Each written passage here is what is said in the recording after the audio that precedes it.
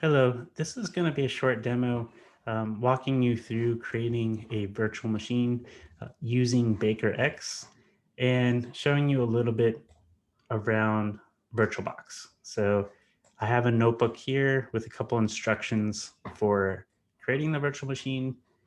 On the right, you see VirtualBox, which doesn't really have anything in it.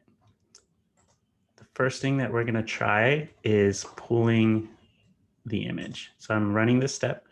And what it's doing is it's pulling this image that's already pre-made that has Alpine Linux on it.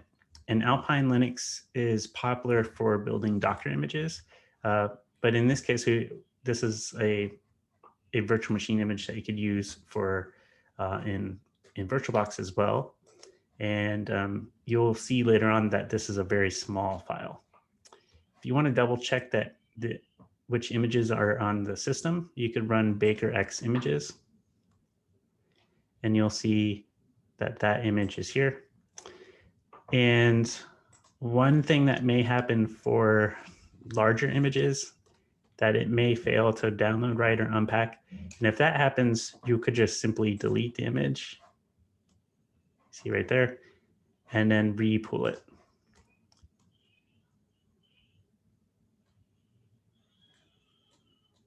Okay, so we have that image. Now the first thing I'm going to do is run BakerX run Alpine 3.9 and with the image name. So this is going to be the name of the virtual machine, and this is going to be the name of the image. So when I run this,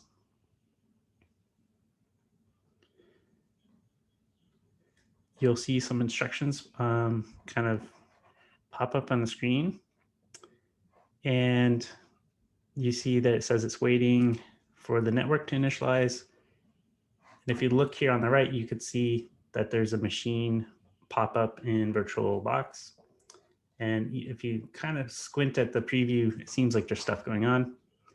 And finally, this command has finished saying that everything's ready to go. All right, so we're going to go into the machine real quick just to verify everything looks okay.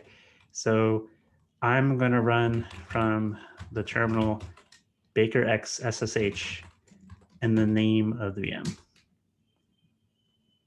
So we're in it, and this looks like a normal Linux distribution, pretty cool. We could do basic stuff.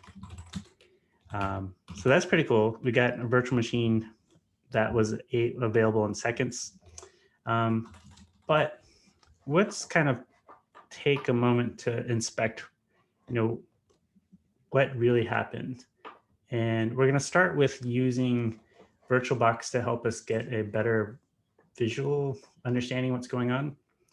So the first thing I'd like to show is there's a show button here. And what that will do is it will also open up a terminal, which could be useful if it didn't work. So if it didn't work, you might see some information here that would help you understand why it didn't boot, if there was a kernel panic, whether it looks like virtualization support's not enabled. So all that's fine. You don't really need to do anything. And just close this out. The other thing you can poke at is the settings panel, and it'll kind of show you a general breakdown of different properties. So nothing too special here. You could see that it just has one virtual CPU. One thing I like to point out is it's using an ISO to be its kind of its storage space. And this is similar to kind of using those live CDs that you might have used before for booting. And notice how small this is. This is only 26 megs, right? So this is a really tiny image, but that's everything is all hosted in RAM for this virtual machine.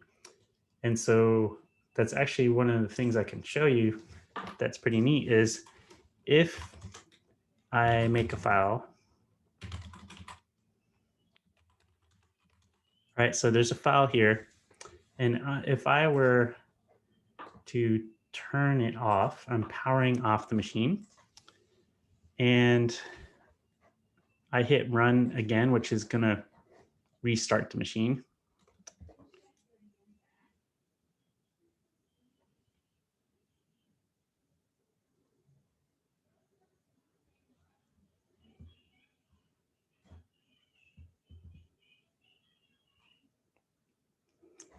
Okay, it's almost ready. Probably should be able to SSH in. Okay, and if you see if I ls in that directory again, that thing is gone, right? So that file was just completely trashed. So that really illustrates that this virtual machine is purely in memory. You actually could, if you wanted to save the state of this virtual machine, you could choose the save state option, which would actually persist everything in RAM as well, and that file would be preserved. And you could also add other types of storages so that you actually had a virtual hard drive so that you could keep things persisted. So there's lots of other parts of a virtual machine that is interesting, but the one that I think is going to be the most relevant because it's the one most people have trouble with is networking.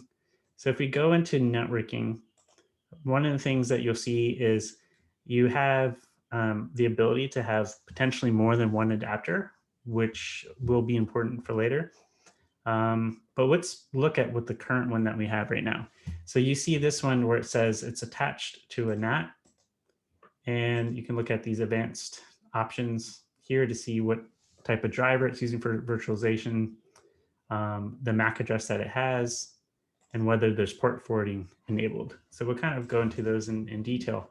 But the first one I want to show is if we run ifconfig, you can kind of see some of this information in the virtual machine where you see that the first adapter, ETH0, kind of has all these properties. The one that might jump out to you is the MAC address and the IP address that it has. Now, what's interesting about that IP address is one of the most common questions people have is like how to actually get this from the host machine. So if I were to ping that address, what do you think is going to happen? All right, so nothing good, right? It's not able to reach it. And the reason why is this is a network that's private to the virtual machine. And the way that this virtual machine is able to reach external sites is using network translation. So it will have something at the host level helping translate packets and routing it to the virtual machine for it. But it's not able to be a target for other operations like a web server or something like that. To do that, you would have to choose one, or there's several options, but the most popular is either bridged networking, which means you share networking with the host. And in particular, you have to bond to an actual hardware device. So it's going to share that Ethernet and pretend like it's split into two different adapters so that it could also receive its own IP address from your router or wherever, whoever is providing the internet for you. The other way to do it is a host-only adapter. And what will happen there is that VirtualBox will create a local network on your host machine, and your virtual machine can get an IP address from that. And then in that case, it will be addressable from your host machine. So in the text of the notebook, there's a lot more details about all this, but just wanted to give you that high level overview of some of this. And so further down, you'll see some different ways of where we can add these options ourselves programmatically.